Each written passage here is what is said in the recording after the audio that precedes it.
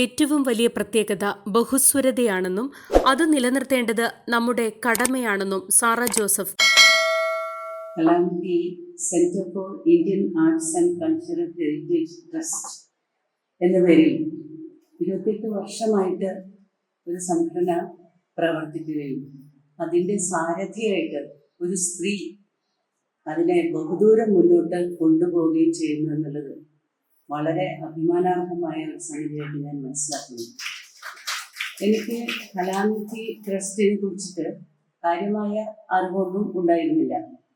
ഗീത പലതവണ എന്നെ ഫോണിൽ വിളിക്കുകയും അതിൻ്റെ കാര്യങ്ങൾ പറയുകയും ഈ പരിപാടിയിൽ പങ്കെടുക്കണം എന്ന് ആവശ്യപ്പെടുകയും ചെയ്തപ്പോൾ എനിക്കത് തട്ടിക്കളയാൻ തോന്നിയില്ല.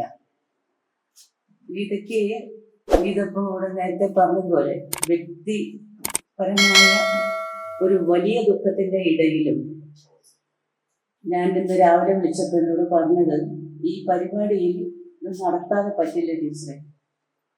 സഹോദരൻ്റെ സംസ്കാര ചടങ്ങിന് എത്താനായിട്ട് സാധിക്കില്ല എന്ന് അറിഞ്ഞ നിമിഷം ഞാൻ ചോദിച്ചത് പോകേണ്ട ഗീത ചോദിച്ചപ്പോൾ ഗീത പറഞ്ഞത് ഇത് നടത്താതെ പറ്റില്ല എന്നാണ്.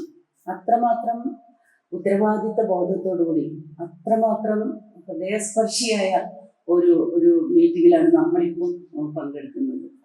ജീവിക്കുമ്പോൾ നമുക്ക് ജീവിക്കുന്നതിന് എന്തെങ്കിലുമൊക്കെ അർത്ഥം വേണമല്ലോ. നാം ജീവിച്ച് മരിച്ചുപോയി, എല്ലാവരെയും പോലെ ജീവിച്ച് മരിച്ചുപോയി എന്ന് പറയുന്നതിനേക്കാൾ എന്തെങ്കിലുമൊക്കെ ചെയ്ത് 10 മനുഷ്യരുടെ ഉള്ളിലെങ്കിൽ അത്ര ചലനം ഉണ്ടാക്കാൻ കഴിഞ്ഞാൽ തന്നെ നമ്മുടെ ജീവിതത്തിനൊരു അർത്ഥം ഉണ്ടാകും.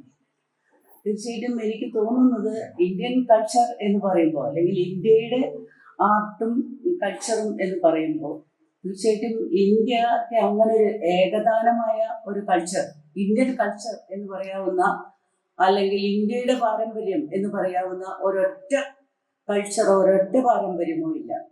ബഹുസ്വരമായ പാരമ്പര്യങ്ങൾ, ബഹുസ്വരമായ സാംസ്കാരിക വൈവിധ്യങ്ങൾ, ബഹുസ്വരമായ ഭാഷ, അതിൻ്റെയൊക്കെ ആകത്തുകയാണ് ഇന്ത്യൻ എന്ന് പറയുമ്പോൾ നമ്മൾ മനസ്സിലാക്കുന്നത്. Kalanidhi centre for Indian arts and cultural heritage trust ഏർപ്പെടുത്തിയ ദക്ഷിണാമൂർത്തി മാധ്യമ പുരസ്കാരവും പുസ്തക പ്രകാശനവും കോഴിക്കോട് ഉദ്ഘാടനം ചെയ്യുകയായിരുന്നു സാറ ജോസഫ്.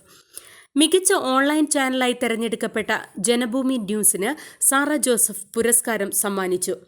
ജനഭൂമിക്ക് വേണ്ടി മാനേജിംഗ് ഡയറക്ടർ രതീഷ് കൃഷ്ണ പുരസ്കാരം ഏറ്റുവാങ്ങി. എഴുത്തുകാരനും തിരക്കഥാകൃത്തുമായ PR നാഥൻ, പ്രശസ്ത കവി PK ഗോപി എന്നിവർ ചടങ്ങിൽ മുഖ്യാതിഥികളായി. കലാനിധി ചെയർപേഴ്സൺ ഗീത രാജേന്ദ്രൻ അധ്യക്ഷത വഹിച്ചു. വാർത്തയുടെ ഉള്ളടക്കത്തിൽ പുലർത്തുന്ന സത്യസന്ധതയും നിഷ്പക്ഷതയുമാണ് ജനഭൂമി ന്യൂസിനെ പുരസ്കാരത്തിന് അർഹമാക്കിയതെന്ന് ജൂറി കമ്മിറ്റി വ്യക്തമാക്കി. സംപ്രേഷണം ആരംഭിച്ച് ചുരുങ്ങിയ മാസങ്ങൾ കൊണ്ട് തന്നെ മലയാളികളുടെ ഇഷ്ട ഓൺലൈൻ മീഡിയയായി മാറാൻ ജനഭൂമി ന്യൂസിന് സാധിച്ചതായും ജൂറി വ്യക്തമാക്കി.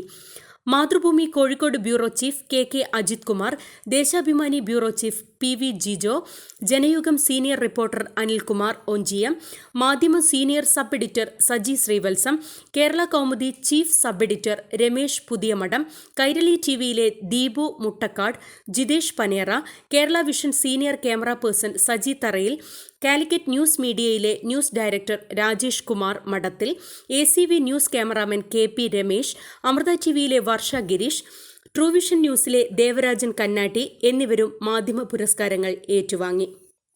യുവ എഴുത്തുകാരൻ ഹാഷിം കടുപ്പാടാത്ത് രചിച്ച കലാപ്രണയം വിപ്ലവം മഹാരാജാസ് എന്ന പുസ്തകവും പ്രണയ നോവൽ സെമിത്തേരിയുടെ പ്രകാശനവും ചടങ്ങിൽ സാറ ജോസഫ് നിർവഹിച്ചു.